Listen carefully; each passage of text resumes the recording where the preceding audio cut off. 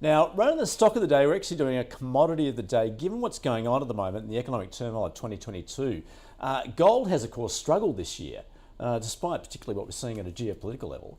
But good 2023 be a little different and bring on the gold rush. Are we already seeing that, perhaps? Recent analysis from investment banks such as Morgan Stanley backing gold. That's the commodity as opposed to the stocks. So how does that set us up for the locally listed gold stocks? So, Carl, I know in our travels throughout the year, you have been so negative on gold. You accused me of being a gold bug for holding just one gold stock. Has it turned? Yeah. It has, yeah. Look, I mean, hey, the thing about me is I'm the opposite of a gold bug. I think I've said to you these exact words, Andrew. I think it's completely useless as a financial asset. Hey, it's great on your ears, around your neck, and I know they use it in satellites and stuff. Okay, I get that part of it.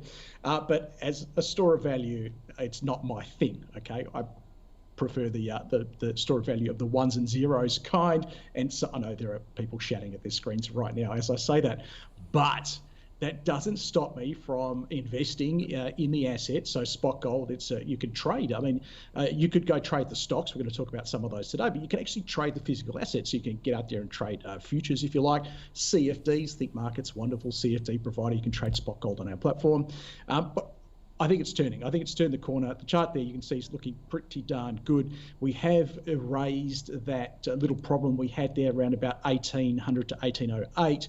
I think we're putting in support or demand is flexing its muscles around that sort of 1775 to 1780 level. You can see where my moving averages are starting to kick in. And a candle last night, great big white candle pushing through, closing above that pesky sort of 1808 level.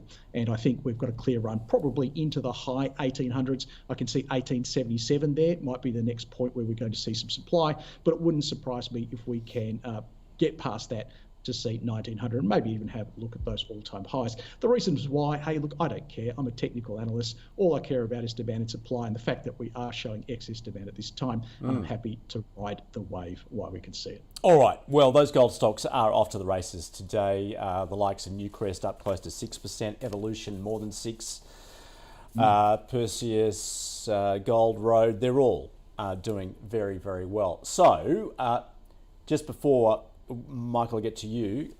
Carl, a couple of picks then. What are your favoured stocks in the sector? Look, all of those ones you mentioned, I think look pretty good. The two I picked out, I've given you one today, which is my classic bottom left, top right. That's Capricorn Metals. These guys are producing out of their Capolingua mine in WA. Look, they've just delivered their maiden profit, so looking to ramp up production. Very low cost producer, and you don't have any of that the potential geopolitical risk of investing in companies that have assets in external to Australia. Great chart, bottom left, top right. It's one of my most tweeted about charts. I went back and looked at my Twitter history there. This is the one I've tweeted about the most over the last 18 months, and for great reason. So I think if you're on it, hang on to it. If you're not in it, certainly happy to take a nibble now.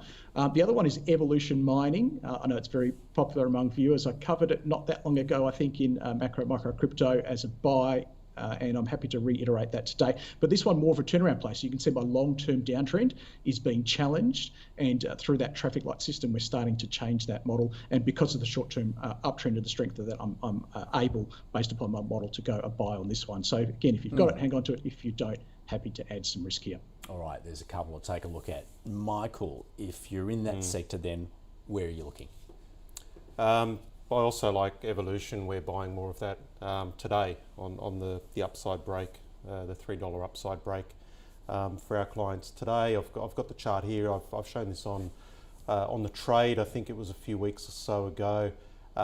What I like about the way this has been moving is the moves up, very impulsive. Then it consolidates sideways to absorb that move without pulling back too much, and then it gets going again. So it's sort of stepping up quite nicely, which is what I'm indicating there with the blue lines. But look, in terms of gold overall, it sounds like my views have been pretty similar to Carl's. I mean, I've not been a gold bull at all. I've been actually quite bearish gold for a while. I've referred to gold as being not a hedge against anything except making you money. It's just gone down, and we could see that this year. I mean, holding gold in a risk-off environment when rates are going up, we could see that just doesn't work.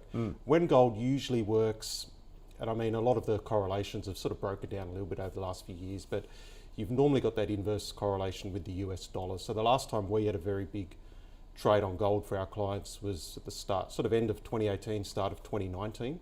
Was the last time we saw a big move down US dollar. I think the likes of Newcrest were up about 50% over the course of that year. We've stayed away from gold. I don't think it's, again, to reiterate, it's not one of those things that you need to have in a portfolio. If it's not going up, you don't need to hold it. But now's the time. It's time to get back on. The gold price is going up. We've got a US dollar that arguably has peaked after a fantastic rally. So most likely we get a move higher in gold. I don't know how long it will last. Maybe these gold trades will only last a few months. Could be 6 months. We just have to go with the flow. But at the moment, the trends are looking strong, and it is one of the strongest sectors out there. Gold also intersects with copper, and we're hearing constantly recently that copper is heading higher. Tax, people moving from lithium into copper stocks at the moment. Would you agree? Is that because quite often, with those stocks you'll get both? Yeah, I think copper's got a good year ahead of it. Basically we've had a pullback in price. The price seems to be coming back up. Demand should increase. As we know, it's very well correlated to economic activity. So yes, we're heading into recession, whatever you want to call it, but we're looking beyond the dip, say in the first quarter of this year, and the recovery phase. So, I think the big trade here over the next few months is looking to go long these sorts of commodities. So copper should improve with economic growth. Supply's quite low, and that's starting to come out a lot more in the financial press. There's more recognition now that supply's been low because of underinvestment in not only copper but a lot of commodities have had a lot of underinvestment over the last few years. So I think the Aussie market will be a great place to be in the next few years because we've got a lot of these metals which should do well. So for in terms of a trading environment, should be good. I mean, you mentioned lithium. It's sort of been the topic of the year, and as usual, it's sort of maybe overshot on the downside, but that'll have its time again. All right. Well, that is our commodity of the day. Let's get into it before